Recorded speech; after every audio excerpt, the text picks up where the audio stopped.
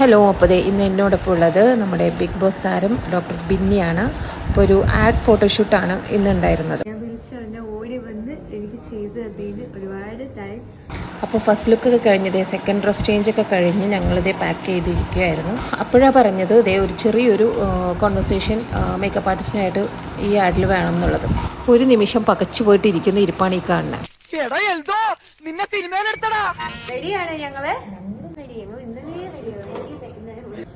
അംഗീകാരം പിന്നെ ഇങ്ങനെയൊന്നും അല്ലടാ.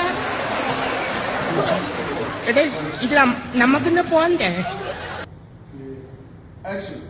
അംഗീകാരം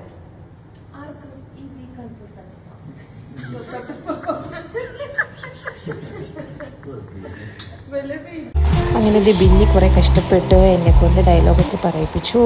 അങ്ങനെ ഷൂട്ടൊക്കെ കഴിഞ്ഞു. ബൈ.